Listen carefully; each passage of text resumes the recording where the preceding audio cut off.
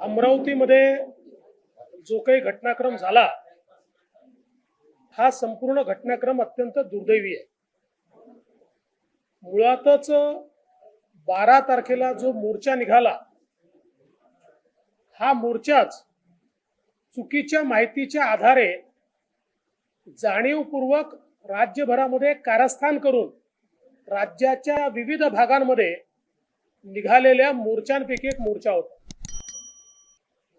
त्रिपुरामध्ये ज्या घटनाच घडल्या नाहीत त्या घटनांचे सोशल मीडियावर फेक अशा प्रकारचे क्रिएटिव्ह तयार करून आणि त्यातनं कुठेतरी त्रिपुरामध्ये अल्पसंख्याक समाजावर हल्ला झालाय, मशिदी तोडण्यात आल्यात, अशा प्रकारचा एक फेक नरेटिव्ह तयार करण्यात आला।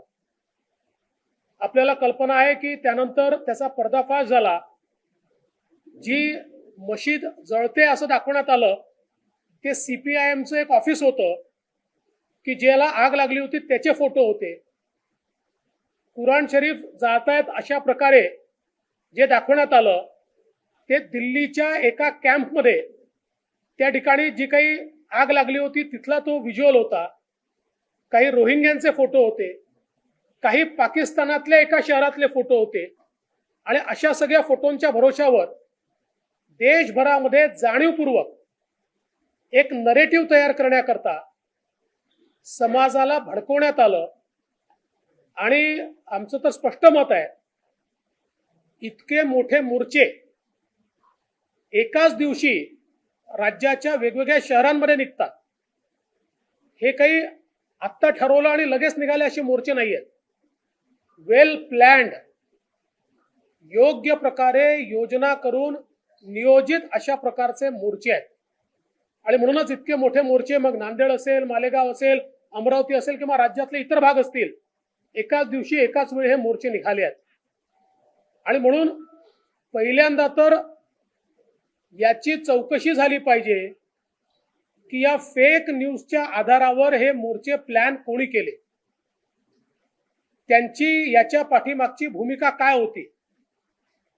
महाराष्ट्रामध्ये आणि देशामध्ये अराजकता तयार झाली पाहिजे, सामाजिक सद्भाव बिघडला पाहिजे, दंगे झाले पाहिजेत, अशा मानसिकतेतनं तयार केलेला हा संपूर्ण कट होता का याचीही चौकशी झाली पाहिजे। आणि मग त्यातलाच एक भाग म्हणून 12 तारखेला आपण बघितलं की अशाच प्रकारचा एक मोर्चा हा अमरावतीमध्ये निघाला। पहिल्यांदा तर याला परवानगी होती की नव्हती, होती तर किती लोकांची परवानगी होती, ती कोणी दिली होती, ज्यांनी परवानगी दिली त्यांनी काय विचार करून दिली होती, याचीही चौकशी झाली पाहिजे। आणि हा मोर्चा झाल्यानंतर परतीच्या वेळी समाजकंटकांनी ज्या प्रकारे दुकानं टार्गेट केली, लोकांना टार्गेट केलं आणि याच्या पाठीमागची भूमिका स्पष्ट दिसते की यातनं दंगा घडवायचा होता, म्हणूनच एका विशिष्ट समाजाची किंवा धर्माची दुकानं आणि व्यापारी यांच्यावर हल्ला करण्यात आला आणि त्यातनं मोठ्या प्रमाणात अमरावतीची परिस्थिती बिघडली। 13 तारखेला जी घटना घडली ती 12 तारखेच्या घटनेची रिॲक्शन होती। 13 तारखेलाही जी काही हिंसा झाली त्याचं मी समर्थन बिलकुल करणार नाही, कुठल्याच हिंसेचं समर्थन केलं जाऊ शकत नाही। पण हे सांगण्याचं कारण याकरता आहे की आता राज्य सरकारमधले अधिकारी, अमरावती जिल्ह्यातले मंत्री, पालकमंत्री सगळे 12 तारखेची घटना डिलीट करून केवळ 13 तारखेची घटना जणू काही स्टँड अलोन घटना आहे अशा प्रकारचं चित्र जे तयार करतायत हे चित्र चुकीचं आहे।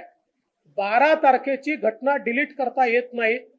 12 तारखेची घटना घडली नसती तर 13ची घटना घडलीच नसती। आणि म्हणून आता सगळी कारवाई जी चाललेली आहे ही 13 तारखेच्या घटनेवर चाललेली आहे।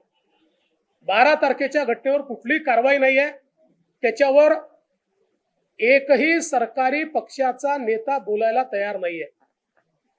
आम्ही पहिल्यापासून ही भूमिका ठेवली आहे की कुठल्याही विशिष्ट धर्माला टार्गेट करणं आम्हाला मान्य नाही, पण त्याच वेळी चुकीच्या घटनेकरता देखील लांगुल चालन जर होत असेल तर आम्ही शांत बसणार नाही.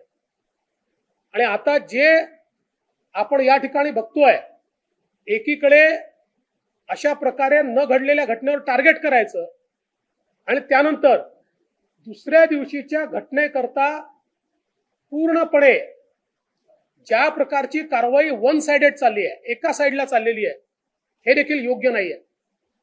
भारतीय जनता पक्षाच्या नेत्यांना अटक झाली, कार्यकर्त्यांना अटक होऊन राहिली, आमच्या कार्यकर्त्यांना त्या ठिकाणी फिजिकली मारण्यात येत आहे.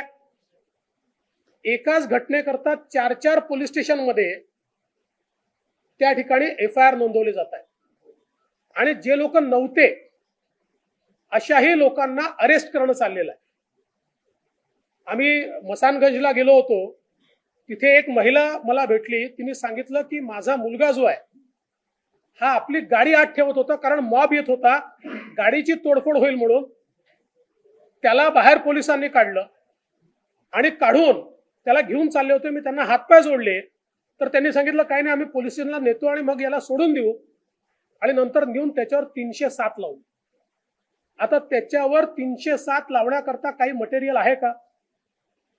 तो 307 हा फार मोठा गुन्हा आहे. याच्यामध्ये शस्त्र असले पाहिजेत, याच्यामध्ये हल्ला झाला असला पाहिजे, त्या हल्ल्यात जखमी असला पाहिजे, जखमी झालेला माणूस मरेपर्यंत जखमी झाला पाहिजे, असं काहीच नाही आहे, पण त्याला अरेस्ट करण्यात आली आहे. अशा प्रकारे अनेक लोकांवर एकतर्फी केसेस या ज्या लावणं चाललेलं आहे, आणि मग आज बेल घेतली की उद्या पुन्हा केस लावायची, उद्या बेल घेतली की परवा पुन्हा केस लावायची, टार्गेट करून याद्या तयार करून. म्हणजे अखिल भारतीय विद्यार्थी परिषदेचं 3 दिवसाचं अधिवेशन हे अन्यत्र होतं. कुठे होतं ते? लाखनीला अधिवेशन होतं. लाखनीच्या अधिवेशनात गेलेल्या लोकांच्या याद्या मागवून त्यांना हजर करा आणि त्यांच्यावर आम्ही FIR करू, अशा प्रकारचं टार्गेट केलं जात आहे. माझा अतिशय स्पष्ट आरोप आहे की 12 तारखेची घटना डिलीट करून 13 तारखेच्या घटनेला अनेक जे लोक जबाबदार नाहीत, ज्यांचा संबंध नाही, पण केवळ ते कुठेतरी हिंदुत्ववादी संघटनेशी संबंधित आहे, एवढ्या एका कारणाकरता त्यांना टार्गेट केलं जात आहे. हे अत्यंत चुकीचं आहे. आणि आम्ही पोलीस प्रशासनासोबत आणि महसुली प्रशासनासोबत बैठक घेतली. आम्ही त्यांना सांगितलं की आम्ही पूर्ण सहकार्य करायला तयार आहोत. आमचंही असं मत आहे की अशांती ही कोणाच्याच भल्याची नसते, शांतताच प्रस्थापित झाली पाहिजे. कुठेही दंग्यांनी कोणाचाही फायदा होत नाही, त्यामुळे आम्ही पुढे जाऊन तुम्हाला मदत करायला तयार आहोत. पण अशा प्रकारे राजकीय दबावाखाली पोलीस एकतर्फी कारवाई जर करत असतील तर या कारवाईचा आम्हाला निषेध देखील करावा लागेल, विरोध देखील करावा लागेल. आणि म्हणून आम्ही हे ठरवलंय की अशी जर एकतर्फी कारवाई होत राहिली तर भारतीय जनता पक्षाचे सगळे कार्यकर्ते एकत्रितपणे जेल भरो आंदोलन करतील. कारण शेवटी जर टाकायचंच आहे आणि खोट्या गुन्ह्यात टाकायचं आहे तर आम्हीच त्या ठिकाणी यायला तयार आहोत, आम्ही स्वतः येऊन जेल भरो आंदोलन करायला तयार आहोत.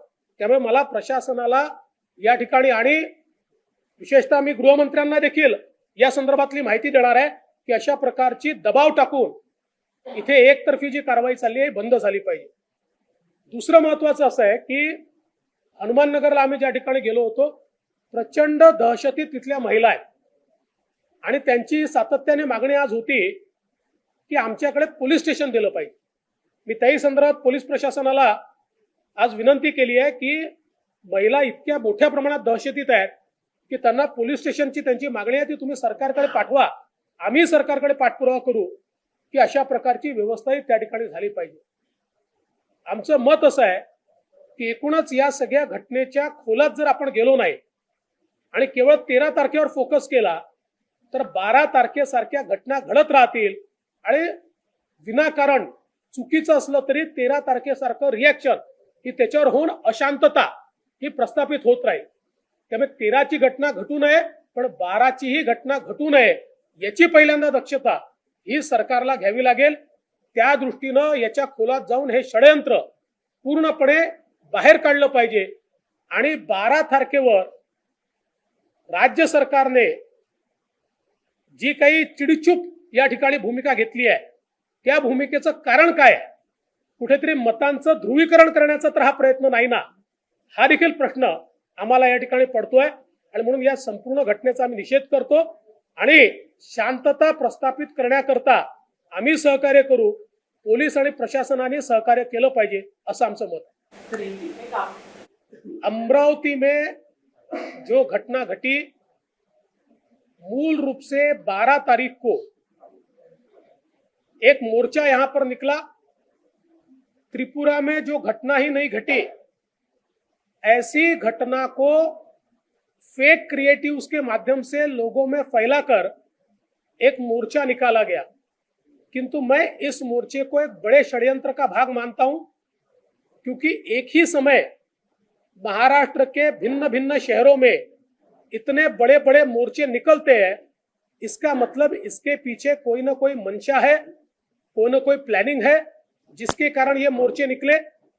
और मोर्चे समाप्त होने के बाद जिस प्रकार से लोगों को टारगेट किया गया और विशेष रूप से एक धर्म के लोगों को उनके दुकान तोड़े गए, उनके ऊपर हमले किए गए, इस घटना के कारण 13 तारीख को उसकी एक रिएक्शन आई.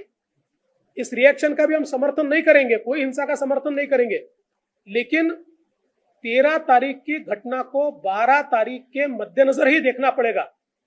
किंतु ये सरकार महाराष्ट्र की और यहाँ के नेता जो है 12 तारीख की घटना को डिलीट कर रहे हैं और केवल 13 तारीख की घटना को हाईलाइट कर रहे हैं. ये गलत है. 12 की घटना ही 13 की घटना का जड़ है. और जिस प्रकार से उस घटना के बाद एक तरफा कार्रवाई हो रही है, एक तरफा लोगों के ऊपर ऑफेंसेस रजिस्टर किए जा रहे हैं, जो मौका वारदात पर नहीं है, जिसने कोई ऑफेंस किया नहीं है, ऐसे लोगों को पकड़ के 307 लगाया जा रहा है. लोगों के बेल होने के बाद रोज नए ऑफेंसेस लगाए जा रहे हैं. एक ही व्यक्ति पर 4-4 पुलिस स्टेशन में सेम ऑफेंस लगाया जा रहा है.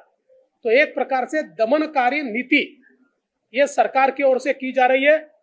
पुलिस प्रशासन जो है, ये पुलिस प्रशासन पूरे तरीके से दबाव में दिखाई पड़ता है और लिस्ट तैयार कर करके केवल हिंदुत्ववादी संगठनाएं या बीजेपी के साथ जुड़े हुए लोग, ये चाहे स्पॉट पर हो चाहे न हो, उनको अरेस्ट करना, इस प्रकार का जो काम चल रहा है हम उसकी निंदा करते हैं. हमारा सीधा मानना है, अगर किसी ने दंगा किया है तो जरूर उसके ऊपर कार्रवाई होनी चाहिए, पर इस प्रकार से निरपराध लोगों के ऊपर और केवल एक विचार के साथ जुड़े इसलिए अगर कार्रवाई होगी तो हमको भी रास्ते पर उतरना पड़ेगा. और हम सब लोग अगर ये कार्रवाई नहीं रुकी तो सारे के सारे बीजेपी के लोग एक साथ जाकर जेल भरो करेंगे. क्योंकि अगर सरकार की मंशा यही है कि हम लोगों को जेल में डालना है तो हमारे लोग भी उसके लिए तैयार है. पर हम ये चाहते हैं कि अमरावती और महाराष्ट्र में शांति बनी रहे, अमन चैन बना रहे, कोई भी अलग अलग विचारों के धर्मों के लोग एक दूसरे के सामने न आए, और इसी में सबकी भलाई है. मैं सरकार से दरख्वास्त करना चाहता हूं, 12 तारीख की घटना के पीछे का षड्यंत्र ये जब तक आप नहीं ढूंढोगे तब तक 13 तारीख की घटना तक आप नहीं पहुंच पाओगे. इसलिए षड्यंत्र को भी सरकार को ढूंढना पड़ेगा और बिना किसी राजनीति के इसके ऊपर कार्रवाई करनी पड़ेगी. ये हमारी मांग है.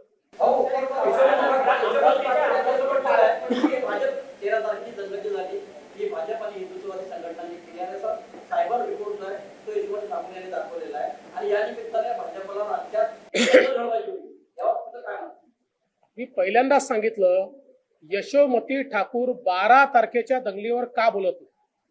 त्यांची मतं कमी होती म्हणून बोलत नाहीत, त्यांना लांगुल चालन करायचं म्हणून बोलत नाहीत, की 12 तारखेच्या दंगलीच्या पाठीमागचं जे षड्यंत्र होतं ते त्यांना माहिती आहे म्हणून बोलत नाहीत. याचं पहिल्यांदा त्यांना उत्तर द्यावं लागेल, तेव्हाच 13 तारखेचं उत्तर मिळेल. 12 तारीख की पहले जो घटना हुई उसके पहले आपने बताया कि पूरा शहर चल रहा था और वहाँ पे कोई ऐसी घटना हुई, उस घटना का केंद्र सरकार के तरफ पूरी तरह से निषेध क्यों किया गया, की गई कि ऐसी कोई घटना नहीं, घटना होने के बाद में सारी चीजें सामने आ रही है. जो घटना त्रिपुरा में नहीं हुई उसके ऊपर जब इस प्रकार के फेक क्रिएटिव तैयार किए गए, उन फेक क्रिएटिव्स को बैन करके जिन्होंने फेक क्रिएटिव तैयार किए उनको त्रिपुरा सरकार ने अरेस्ट किया और इसकी जानकारी भी सबको दी। उसके बावजूद 8 तारीख को कांग्रेस के नेता राहुल गांधी जी भी उसी के ऊपर ट्वीट करते हैं। आप क्रोनोलॉजी को समझिए, इतना आसान नहीं है। 8 तारीख को राहुल गांधी जी भी उसी के ऊपर ट्वीट करते हैं और फिर यहां पर ये सारी चीजें महाराष्ट्र में भी होती है। तो मुझे ऐसा लगता है कि हर चीज को केंद्र की तरफ मत ले जाइए। जो चीज यहाँ पर घटी है उस चीज को भी एक बार समझिए।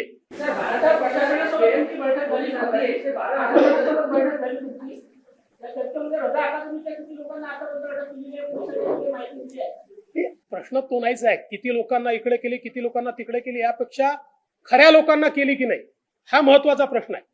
म्हणजे तुम्ही आता नंबर वाढवण्याकरता इकडचे 600 लोकांची यादी आमच्याकडे आहे, 600 ने 1000 लोकांना करा, कोणी घाबरत नाही त्याला। पण जे खरे आहेत त्यांना अटक करायची नाहीये, हे कसं चालेल? राहुल गांधींनी ट्विट केलं त्यानंतर महाराष्ट्रात घडलं, स्पष्टपणे सांगा, म्हणायचं काय? मी परवाच बोललो याच्यावर, मी माझ्या समारोपाच्या भाषणात हे सगळं सांगितलेलं आहे। 13 तारखेच्या आंदोलनाची सर्व विरोध समजा भाजपच्या नावानं काढल्यासाठी याच्याबद्दल आपलं काय म्हणणं आहे? नंबर एक, दुसरी गोष्ट त्याच्यावर अशी आहे की भाजप, विश्व हिंदू परिषद आणि बजरंग दल यांना त्या आंदोलनात बाळासाहेब ठाकरे यांचं फलक फडकवण्याची गरज का भासली? बघा, बाळासाहेब ठाकरेंचा फलक फडकवणारे कोण होते तुम्हालाही माहिती आहे आणि ते किती होते हे तुम्हालाही माहिती आहे। त्यामुळे कशाला असले प्रश्न विचारता? फक्त एवढंच आहे की ही संपूर्ण जी काही घटना आहे, मी पुन्हा एकदा सांगतो की 13 तारखेची घटना कुठल्या पक्षाची नव्हती। 13 तारखेची घटना ही 12 तारखेची रिॲक्शन होती। आणि हो, 13 तारखेच्या करता भारतीय जनता पक्षाने अमरावती बंदची हाक दिली होती। हो, आम्ही दिली होती ती हाक, आम्ही ते डिनायच करत नाही, 100% दिली होती। आणि का करणार नाही? जर अशा प्रकारे लॉलेसनेस असेल आणि काही लोक जर अमरावतीमध्ये एका विशिष्ट समुदायावर जाऊन त्यांची दुकानं तोडफोड करत असतील तर आम्ही भारतीय जनता पक्ष चूप बसू शकत नाही, आम्ही मार खाऊ देऊ शकत नाही। जर त्या ठिकाणी पोलिसांच्या संरक्षणामध्ये हजारो लोक मारत असतील तर आम्हाला रस्त्यावर उतरावंच लागेल। आम्ही रस्त्यावर उतरलो, हिंसेमध्ये आमचा हात नाही। उस दिन तो शिवसेना भी इसमें शामिल थी, शिवसेना ने तोड़फोड़ की है 13 तारीख की। इसमें उनका कोई एफआईआर दर्ज नहीं हुआ है, ना ही आप उनके ऊपर ये बोल रहे कि वो शिवसेना ने भी कुछ किया है। देखिए कौन आया और कौन गया, हमको इससे लेन देन नहीं है। सर, स्वागत किया हमको कोई लेन देन नहीं है। मैं ऐसा मानता हूं स्वाभाविक रूप से, देखिए हमने एक बंद का ऐलान किया था, लेकिन स्वाभाविक रूप से एक रिएक्शन के रूप में समाज के कई घटकों के लोग उसमें आए। कुछ लोग निश्चित रूप से बिल्कुल कमिटमेंट के साथ आए, कुछ लोग निषेध के लिए आए और कुछ लोग किस चीज के लिए आए मैं बोलता नहीं। जैसा आपने कहा कि ये षड्यंत्र था, निश्चित रूप से कोई ना कोई राजनीतिक पार्टी को इसका फायदा होगा। क्या दंगे का फायदा कभी कांग्रेस सरकार को हुआ है? मैं ऐसा मानता हूं कि ये जो देश भर में दंगे भड़काने का प्रयास है, ये माइनॉरिटी को मोबिलाइज करके मोदी जी की सरकार के खिलाफ लड़ नहीं सकते, क्योंकि मोदी जी का विकास का स्टैंडर्ड इतना ऊंचा है और इसलिए लोग अब अपने साथ नहीं आते। तो कम से कम माइनॉरिटी को भड़काकर उनको साथ में लाने का एक प्रयास, इस प्रकार का षड्यंत्र दिखता है।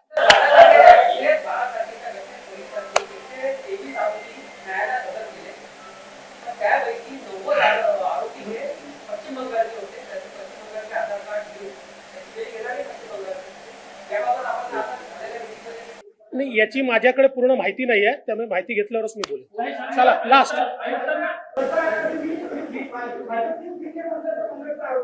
रजा अकादमी ही काँग्रेसच्या काळातच पोलिसांवर हल्ले का करते? यापूर्वीही मुंबईमध्ये अशा प्रकारची दंगल आणि पोलिसांना मारण्याचं काम हे त्यांच्याच मोर्चामध्ये का झालं होतं? तेव्हाही काँग्रेसचं सरकार का होतं?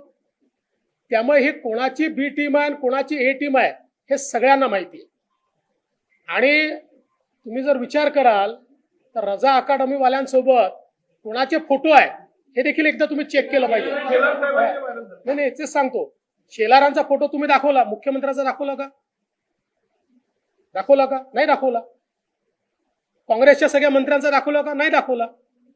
त्यामुळे रजा, आणि समजा त्यांचं मत आहे ना रजा अकादमी भाजपचं बी टीम आहे, चला मी आज मागणी करतो त्यांच्यावर बंदी घाला. घालताय?